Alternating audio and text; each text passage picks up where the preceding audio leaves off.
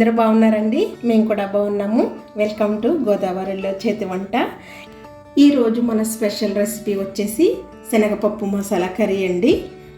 నేనైతే ముందుగా ఒక 250 గ్రామ్స్ ఒక గంట సేపు నానబెట్టి ఉడకపెట్టి పెట్టానండి పప్పు.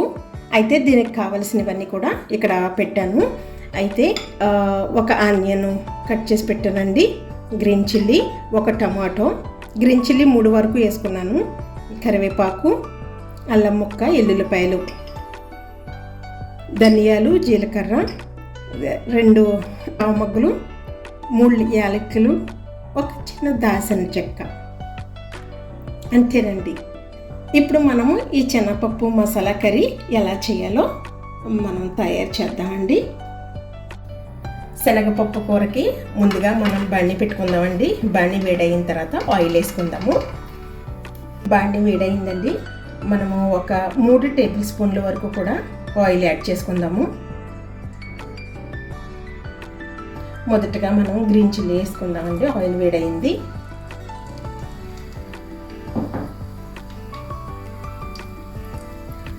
కరివేపాకు కూడా వేసుకుందాము. ఇప్పుడు దీన్ని కొంచెం ఇలా ఫ్రై చేసుకుని కొంచెం వేడయ్యేంత వరకు అన్నమాట.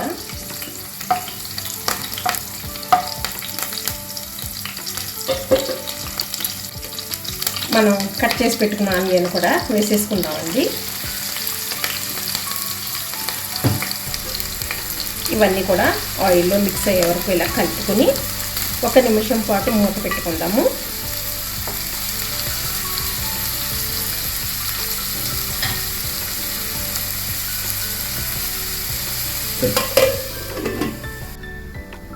ఒకసారి మూత తీసి చూసి నేను ఎప్పుడు కూడా ఉల్లిపాయ ముక్కల్లో కొంచెం సాల్ట్ ఇలా ఫ్రై చేసుకున్నప్పుడు కొంచెం సాల్ట్ వేసుకుంటే తొందరగా అవుతుందని ఎప్పుడు యాడ్ చేసుకుంటాను. నేను కూడా చెప్పానండి చాలాసార్లు. అయితే కొంచెం వేసుకుని ఇలాగా ముక్కలంతా కలిసేంత వరకు కూడా కలుపుకొని ఒక 2 నిమిషాలు మూత పెట్టినట్లయితే ఆనియన్ తొందరగా బ్రౌన్ కలర్లోకి వస్తుంది. మనము కూరలోకి ముక్కలు కనిపించుకోకుండా గ్రేవీ అవుతుందండి. అందుకని ఇప్పుడు కూడా సాల్ట్ కొంచెం యాడ్ చేసుకోవాలి. ఇలా ఆనియన్ ఫ్రై చేసుకున్నప్పుడు మళ్ళీ ఒకసారి మూత పెట్టేసుకుందాం.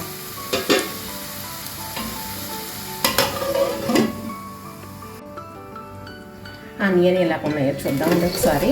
అదిగోనండి, చాలా వరకు కూడా ఫ్రై అయిపోయి ఒకసారి ఇలా కలుపుకొని చూసుకుందాము. రెడీ అయిపోయినాయండి. లైట్ బ్రౌన్ కలర్లోకి వచ్చేసినాయి కదా. ఇప్పుడు దీంట్లో ఇంత క్రితం నేను చూపించాను కదండి మసాలా ఐటమ్స్ అంతా కూడా నేను గ్రైండ్ చేసి పెట్టుకున్నాను. ఇప్పుడు ఆనియన్ ఫ్రై అయినాయి. ఇప్పుడు ఇది ఆనియన్లో వేసేసుకుందాం. పచ్చి వాసన పోయేంత వరకు కూడా కొంచెం సేపు ఇలాగా ఫ్రై చేసుకోవాలండి. మరొక నిమిషం పాటు కూడా మూత పెట్టుకుంటే తొందరగా మగ్గిపోయి చక్కగా బాగుంటుంది.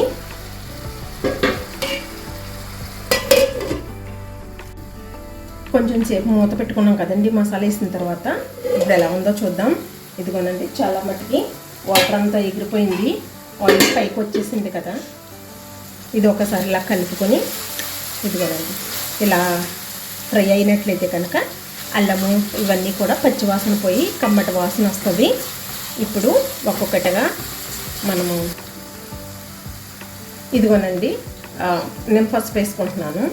ఒక 1/2 స్పూన్కి కొంచెం తక్కువగా వేసుకున్నాను. కారం అండి, ఇది నేను 2 స్పూన్ల వరకు వేసుకుంటున్నాను. ఎందుకంటే మనం తీసుకున్న క్వాంటిటీని బట్టి ఉండాలి.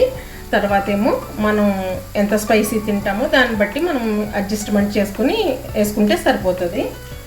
ఎందుకైతే నేను కొంచెం సాల్ట్ ఉల్లిపాయ ముక్కల్లో వేసి ఫ్రై చేశాను కదా. ఇప్పుడైతే 1/2 స్పూన్కి కొంచెం ఎక్కువ వేసుకుంటున్నాను.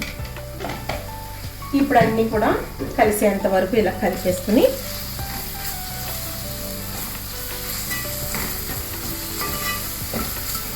ఇలా కలిపేసుకొని మొత్తం అంతా కలిసిపోయింది. ఉల్లిపాయ ముక్కలు కనిపించట్లేదు కదండి.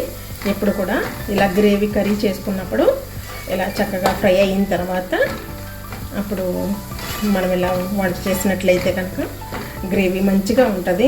ఎందుకంటే మనం రైస్లో వేసుకుని తింటాం కాబట్టి గ్రేవీ ఎక్కువగా ఉంటే బాగుంటుంది అన్నమాట.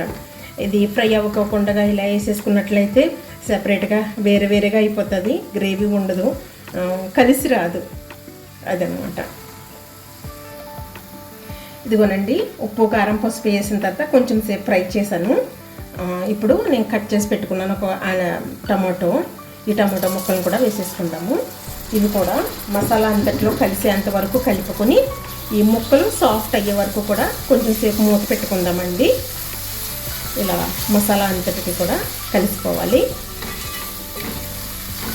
ఎందుకంటే శనగపప్పు ముందుగా మనం ఉడకబెట్టేసుకున్నాం కాబట్టి శనగపప్పు వేసిన తర్వాత ఎక్కువసేపు ఉడకనక్కర్లేదు.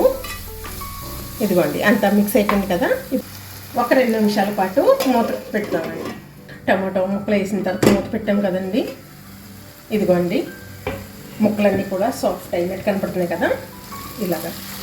ఇలా సాఫ్ట్గా అయ్యేంత వరకు కూడా మనం కొంచెం వేయించాలండి. ఉల్లిపాయలు ఇవన్నీ కూడా కలుపుతూ ఇలా వేయించినట్లయితే కనుక ఇలా గ్రేవీ అయిపోతుంది. ఇప్పుడైతే మనము ఉడకబెట్టి పెట్టుకున్నాం కదండి శనగపప్పు, ఇదిగోండి, ఇది ఇప్పుడు గ్రేవీలో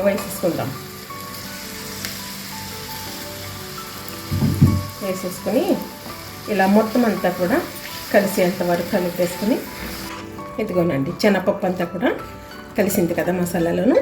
ఇప్పుడు ఒక 2-3 నిమిషాల పాటు కవర్ చేద్దాం. ఎందుకంటే మూత పెట్టుకున్న తర్వాత కొంచెం ఆవిరి రావాలి. శనగపప్పు చల్లారిపోయింది కదండి, ఉడికించుకున్న పప్పే అయితే కొంచెం వేడయ్యే వరకు కూడా ఉందామండి.